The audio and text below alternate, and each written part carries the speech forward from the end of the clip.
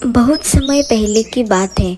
उदयपुर नामक एक गांव में 5 बहनें अपने चाचा चाची के साथ रहा करती थी। पांचों बहनों के चाचा चाची बहुत ही ज़्यादा दुष्ट और चालाक थे।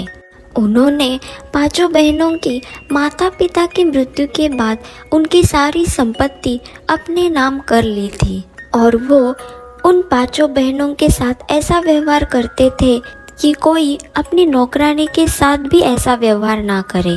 सब कुछ पांचों बहनों का था, पैसा, घर, लेकिन राज कौन कर रहा था? चाचा चाची।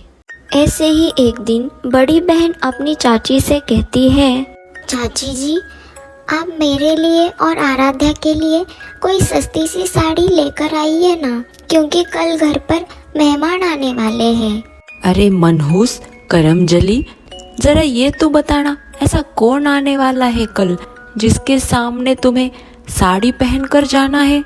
अरे चाची, कुछ दिन पहले हम सावित्री मौसी की बेटी की शादी में गए थे ना, वहाँ पर निर्मला मौसी की बहन को अंजलि दीदी और आराध्या दीदी पसंद आ गई थी। वो आपसे मिलना चाहती है। ऐसा समझ लीजिए कल वो आपसे शादी की बात पक्का करने आई है। मैं तुम पांचों के लिए 1 रुपया भी खर्च करने वाली नहीं हूँ। मैं तुम लोगों को साड़ियाँ नहीं दिलाऊंगी। साड़ी तो बहुत दूर की बात है, मैं तुम्हें 1 रुमाल भी नहीं दिलाऊंगी। जैसे भी फटे पुराने कपड़े हैं पहनकर आ जाना। और हाँ, इतनी ज़्यादा पसंद आ गई हो तो कैसे भी कपड़ों में पसंद आ ही जाओगी। नई साड़ी दिला दो ना। अपनी चाची की ये सब बातें सुनकर पांचों बहनें बहुत दुखी हो जाती है और अपने कामों में लग जाती है। देखो, जितने अच्छे सपने देखने हैं देख लो, लेकिन मेरा नाम भी कावेरी है। मैं तुम पांचों की शादी अच्छी जगह तो नहीं होने दूंगी। मैं भी देखती हूँ कि कल निर्मला के बेटे कैसे तुम्हें पसंद करते हैं। चाची मन ही मन बहुत खुश हो रही थी और वह एक प्लान बना लेती है कि किस तरह निर्मला के दोनों बेटे अंजलि और आराध्या को रिजेक्ट कर कर चले जाए। अगली सुबह दोनों बहनें उनके पास जो भी अच्छे कपड़े थे वह निकालकर तैयार हो जाती है। निर्मला भी अपने दोनों बेटों के साथ आ जाती है। चाची ने पहले ही प्लान बना लिया था और वह अपने हाथों पर पट्टी बांधकर झाड़ू लगाने लगती है। अरे बहन जी, आप क्यों झाड़ू लगा रही हैं? आपके पास तो 1 नहीं 2 नहीं बल्कि 5-5 बेटियां हैं आपकी जेठानी की, और आप तो उन 5 बेटियों की पालन पोषण करती है। क्या वो आपकी मदद नहीं करती? अरे बहन जी, मैं आपको क्या बताऊं, जिसका दुख वही जाने। मेरी जेठानी के मृत्यु के बाद उन 5 को मैंने कैसे सींचा है मैं ही जानती हूँ। और आज देखो, बड़े होकर कैसे आंख दिखा रही है। घर का एक भी काम नहीं करती, मुझे ही सारा काम करना पड़ता है। कुछ भी काम नहीं करती 5 बहनें। सारा दिन मटर गश्ती करती रहती है और देर रात तक बाहर रहती है, पार्टियां करती है और सारा काम मुझे ही करना पड़ता है। मैं तो सारा दिन यही सोचती रहती हूँ कि इनकी शादियाँ कैसे होगी, और हो भी गई तो ससुराल में ये काम करेंगी भी या नहीं, और ससुराल में तो मेरा ही नाम खराब कर देंगी। अरे बहन जी, बातों बातों में मैं तो आपसे पूछना ही भूल गई, आपका यहाँ पर कैसे आना हुआ? अरे बहन जी, वो तो मैंने अंजलि और आराध्या को सावित्री बहन की बेटी की शादी में देखा था। वहाँ तो वो दोनों सब काम कर रही थी, सबको बड़ी इज्जत दे रही थी। मुझे ऐसे ही लड़कियों की तलाश थी, तो सोचा क्यों ना मैं इन्हें ही अपने घर की बहू बना लूं। लेकिन यहाँ आकर तो इन दोनों की सच्चाई पता चल गई। मुझे ऐसी बदतमीज और कामचोर लड़कियाँ नहीं चाहिए। मेरे बेटों के लिए मुझे बहुत ही संस्कारी बहुएं चाहिए। मैं ऐसे लड़कियों से मेरे बेटों की शादी कर कर मैं उनकी जिंदगी बर्बाद नहीं करूँगी। और ऐसा कहकर निर्मला अपने बेटों के साथ वहां से चली जाती है। अंजलि और आराध्या जब तक तैयार होकर आते हैं तब तक वो सब जा चुके थे। चाची जी, मेहमान कहाँ गए? वो सब जा चुके हैं और उन्होंने ये कहा है कि उनकी ये सबसे बड़ी गलती थी कि वो तुम दोनों को अपने घर की बहू बनाने जा रही थी। वो ऐसी अनाथ और मनहूस लड़कियों को अपने घर की बहू कभी नहीं बनाएंगी। चाची जी, आप ऐसा झूठ क्यों बोल रही है?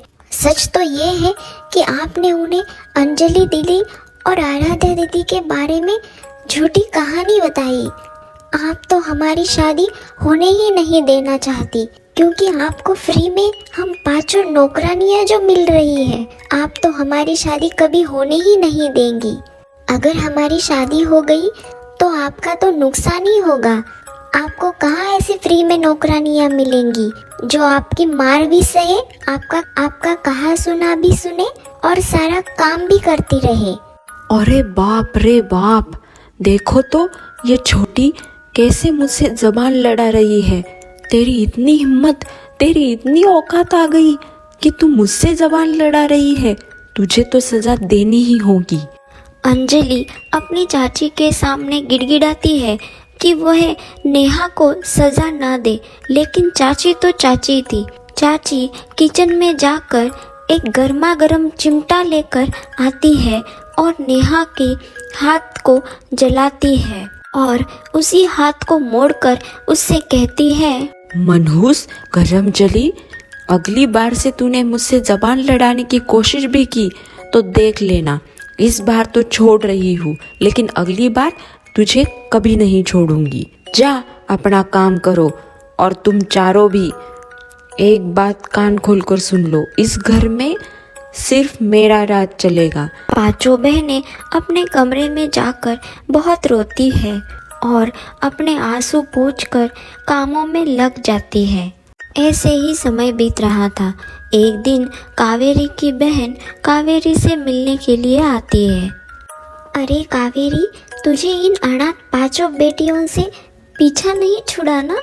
अरे दीदी, मैं तो छुटकारा पाना चाहती हूँ, लेकिन तुम्हारे जीजा जी है, वो कह रहे हैं कि हमें इतना भी कठोर नहीं बनना है। हमें इन 5 की शादी तो करनी ही पड़ेगी। इनकी शादी के बाद ही इनसे छुटकारा मिलेगा हमें। इन 5 के लिए रिश्ते तो बहुत है, लेकिन मैं इन 5 की शादी ऐसी जगह करना चाहती हूँ जहाँ पर दाम दहेज ना देना पड़े और इनका ससुराल भी बहुत ज़्यादा गरीब हो। मैं इन 5 को बहुत परेशान देखना चाहती हूँ। अरे कावेरी, मैं तो तुझे ऐसे ही रिश्ता बताने आई हूँ जहाँ कोई दाम दहेज भी नहीं लगेगा और इन 5 का ससुराल भी बहुत ज़्यादा गरीब होगा। अरे मैं जहाँ पर रहती हूँ वहाँ पर एक झोपड़ी में एक बुढ़िया रहने आई है जिसके 5 बेटे हैं। उस बुढ़िया का एक बेटा लंगड़ा है, एक अंधा है, एक गंजा है, एक बोना है और एक बहरा है, और ऊपर से इतने ज़्यादा गरीब है, गरीबी के कारण उनकी शादी भी नहीं हो रही है। बस उन 5 से इन 5 बहनों की शादी कराकर अपना पीछा छुड़ा ले। अपनी बहन की बातें सुनकर कावेरी बहुत ही ज़्यादा खुश होती है और अगले दिन उस बुढ़िया को अपने घर बुला लेती है और 5 बहनों का रिश्ता पक्का कर देती है। चलो, तुम 5 बहनों से छुटकारा तो मिल ही जाएगा अब। और हाँ, शादी हो जाने के बाद यहाँ पर मेरे घर पर मुंह उठाकर कभी भी मत आना, क्योंकि तुम्हारा कोई मायका वायका नहीं है। बहुत मुश्किलों के बाद तुमसे पीछा छुड़ा रही हूँ। अब जाओ, घर के सारे काम करो। आज नहीं शादी तुम्हारी, अगले हफ्ते शादी है। जाओ, सारे काम करो। चाची जी, आपने हमें लड़कों की तस्वीर भी नहीं दिखाई और लड़कों के बारे में कुछ बताया भी नहीं, ऐसे ही शादी फिक्स कर दी। इस घर में बड़े जिंदा है, छोटों को फैसला लेने की कोई ज़रूरत नहीं है। हमने जो भी किया है सोच समझ कर किया है। चाची जी, हमें शादी में पहनने के लिए लहंगा नहीं तो सही साड़ी ही दिला दीजिए। नहीं, मैं तुम 5 को कोई साड़ी वाड़ी नहीं दिलाने वाली। मैं तुम्हारी शादी पर एक फूटी कौड़ी नहीं खर्च करना चाहती। 5 बहनें अपनी चाची की बात सुनकर बहुत ही दुखी हो जाती है कि उन्हें अपनी शादी पर साड़ी भी नहीं पहनने को मिलने वाली है। अरे कावेरी बहन, मैं अपनी 5 बहुओं के लिए साड़ियाँ लेकर आई हूँ। यही साड़ियाँ पहनकर मेरी बहुएं मंडप में आएंगी। पांचों बहनों की सास 5 साड़ियाँ देकर वहाँ से चली जाती है।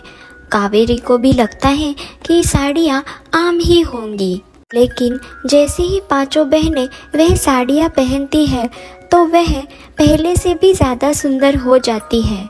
पांचों बहनें खुद को इतना ज़्यादा सुंदर देखकर हक्की बक्की रह जाती है और उसके बाद वह पांचों शादी के मंडप में आ जाती है और वह लड़के जो अंधे गंजे बोने बहरे और लंगड़े थे वह बिल्कुल ठीक हो जाते हैं।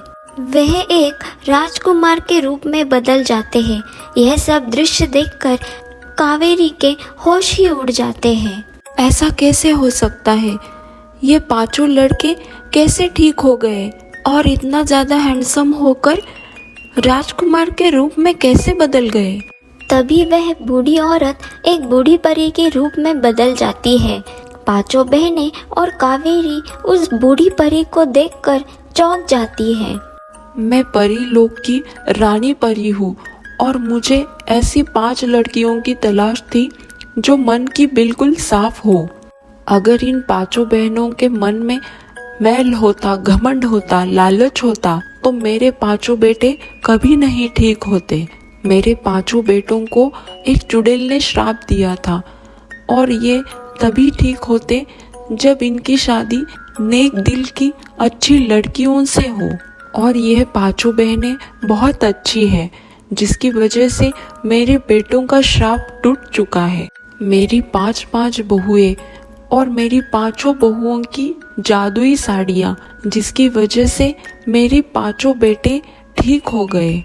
देखा चाची जी, इसे कहते हैं जब ऊपर वाला देता है तो छप्पड़ फाड़ के देता है और जिसकी किस्मत चमकनी होती है वो चमक ही जाती है। आपने हम 5 बहनों के साथ कितना बुरा व्यवहार किया और आप तो हमें हमारी शादी पर साड़ियाँ भी नहीं दिला रही थी और आप तो हमारी शादी कैसे लड़कों से करना चाहती थी जो अंधे थे, बहरे थे, लंगड़े थे, गंजे थे, बोने थे, लेकिन आप अपने मकसद में कामयाब नहीं हो पाई। देखिए आज हमारी शादी परीलोक के राजकुमारों से हो रही है। पांचों बहनों की खुशी का कोई ठिकाना नहीं था कि उन्होंने जादुई साड़ियाँ पहन रखी है और उनकी शादी परीलोक के राजकुमारों से हो रही है। पांचों बहनें 5 राजकुमार के साथ शादी कर कर परीलोक आ जाते हैं और यहाँ पृथ्वी पर चाचा चाची हाथ मलते रह जाते हैं। उन्होंने 5 बहनों के साथ कितना बुरा करना चाहा, लेकिन वह अपने मकसद में कामयाब नहीं हो पाए क्योंकि ऊपर वाला 5 बहनों के साथ था। अगर ये कहानी आपको अच्छी लगी हो तो हमारे चैनल को सब्सक्राइब ज़रूर करें और कहानी को लाइक कमेंट ज़रूर करिए।